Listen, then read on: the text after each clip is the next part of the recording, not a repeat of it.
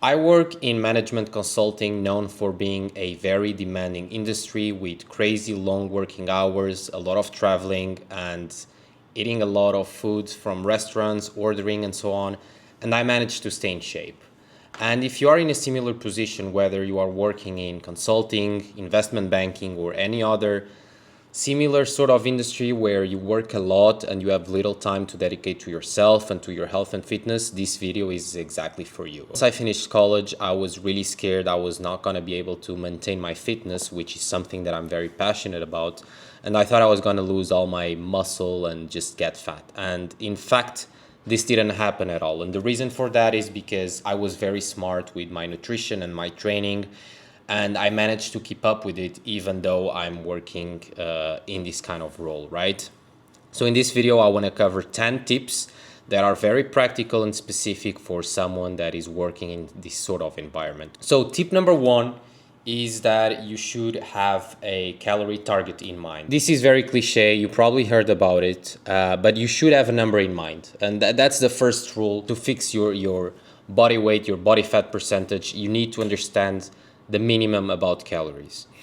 And usually what I recommend is go on a website, search on Google BMR calculator, which is a calculator, which is the basal metabolic rate. You will insert some stats about yourself, and then this will give you a rough estimate of how many calories you have to consume in order to maintain your weight.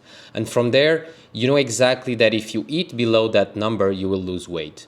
Usually I recommend a 300 calorie deficit. So if your maintenance calories are around 2,500, you should eat at least 2,200 to have meaningful progress in terms of fat loss. The second tip is more focused on the macros. So within calories, you have protein, fats, and carbs. The only macro that you should be really worried about is protein. And what I suggest you do is you should have at least 1 gram. You should have around 1 gram of protein per pound of body weight, or 2 grams of protein per kg of body weight. So in my case, I'm 75 kgs, so I should have 150 grams of protein a day. That's more or less the target that I aim for. Of course, some days I'll have maybe 140 grams, other days 160, but on average, I know for a fact that I'm having around 150 grams of protein per day. And not only this will be important to maintain your muscle or grow muscle, but at the same time, it's the most fulfilling macronutrient, which means that you will feel much fuller once you increase your protein intake, which is amazing if you are trying to lose weight, right? Now, the third tip is you should really be only tracking two numbers, protein and calories. Forget about carbs, forget about fat. If you know for a fact that you are eating your target calories and eating your protein target, you are good to go. Of course, in an ideal scenario, you are counting everything, but since this video is specific for busy people, I'm trying to keep things very simple and not overwhelm you with too many details. So the key is track protein and track calories, okay? So I would say that these are the most important tips when it comes to nutrition. Of course, there's way more to that, but usually what we say is do 20% of the actions that will bring 80% of the results. And that's what I'm really focusing on. Number 4 is that you should be tracking your body weight, ideally on a daily basis.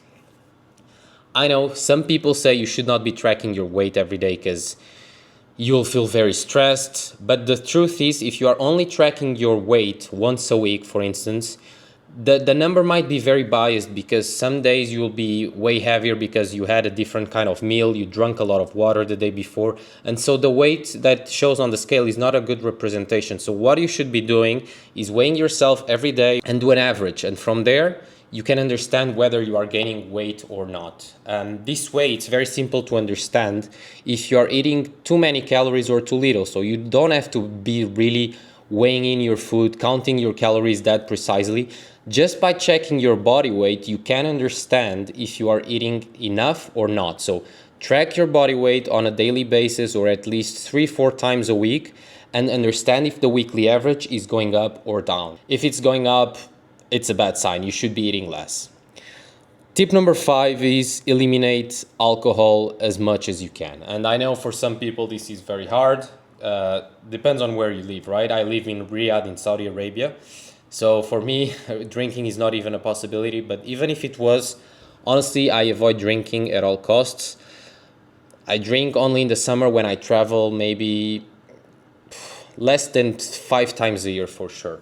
Because alcohol not only has a lot of terrible empty calories, but it makes you feel really bad. You have hangovers, you make bad decisions when you drink, you want to eat shitty food. So at the end of the day, drinking alcohol is terrible. I'm not saying that you can't drink at all. Of course you can, but just be smart about it, limit it, and if you decide to drink alcohol, I would always recommend going for drinks that have the lowest amount of calories possible. So avoid very sugary cocktails and so on. If you don't follow any of the tips I'm telling you now, and you just decide to cut alcohol, I can promise you that you'll start losing weight. Tip number 6, be smart with hydration, okay? Of course, the amount of water you should drink depends a lot, person to person. I would say that on average, you should be aiming for 2 liters a day. Of course, this depends a lot on the individual, if it's a male, a female, body weight. As a rough estimate, I would advise you to drink 2 liters a day. And a practical tip to have this amount of water, for example, is to drink at least half a liter as soon as you wake up. A lot of the times people wake up, they think they are hungry, but they are very thirsty because you spent all night sleeping, you didn't drink any water, so you are very thirsty. So it's very easy to chug half a liter right in the morning. And then throughout the day, I always have about half a liter per meal. And it also helps me keep me filled, keep me satiated throughout the day. So have a lot of water. Tip number 7 is to have 1 or even 2 fixed meals every day that you enjoy and that you can sustain it in the long term. I know this is very hard in consulting, especially if you travel a lot and you have a lot of dinners with clients and with your team, or you order a lot of food with your team. Sometimes it's very hard to have control over what you eat, but maybe there's one meal a day, for example, breakfast or dinner. I don't know. There's always a solution. I suggest you have one fixed meal a day that you know exactly the calories and that it's healthy and that it's very high in protein. This way you will protect that meal for sure, and you know for sure that regardless of what happens during that day, you have at least, let's say, 50 grams of protein guaranteed coming from healthy sources. And tip number 8 is to fast in the morning. And that's a bit weird because I just said maybe you could have a fixed meal as breakfast, but actually I recommend you to fast in the morning. This was something that I implemented many years ago, and it's honestly life-changing. So right now I don't eat from usually 8-9 p.m. until 12 p.m. the next day. Almost a 16-hour fast, depends on the day, but this really helps me to make sure I don't overeat. So because I only have an eating window of 8 to 9 hours, it's very hard to go over my calorie budget, because I know that after a certain time I cannot eat anymore. And you might think you'll be very hungry in the morning, but in fact, after a week or 2 of doing fasting, you'll stop feeling hunger in the morning. And what I suggest is you have water in the morning when you wake up, black coffee, 0-calorie drinks. They are allowed during a fasting period, so I would really suggest you do fasting in the morning. And saves you a lot of time preparing breakfasts and so on. I find it very, very useful. And finally, I want to touch on activities. And here I have 2 tips. First one is about strength training. I really recommend you that you do at least 2 weightlifting sessions a week, ideally 3. Of course, I understand that some weeks you can't do it at all, but you should be aiming for at least 2 strength training sessions a week where you are progressing week by week, you are getting stronger, and so on. So that's super important. It will help you build and maintain your muscle while you are losing fat. And it's also a way to burn extra calories. I don't like to tell people to work out to burn calories. The workout component, it's more about maintaining and building muscle. The fat loss component comes from the nutrition, but as a bonus, if you do strength training, you will also burn extra calories, which is nice. And finally, tip number 10 is to walk more. Again, I know this is very difficult because these kind of jobs are usually request sitting at the desk all day, multiple hours a day. But I would really like you that you try to walk at least 5K steps a day. Find a way to do it, especially on the weekends. Leverage the weekends to walk a lot. Aim for 10K on the weekends. And yeah, just walking doesn't have to be running, literally just walking. Go for walks, take little breaks during the day to go for walks if you can. It really adds up and it really helps you burn those extra calories and stay a bit more active.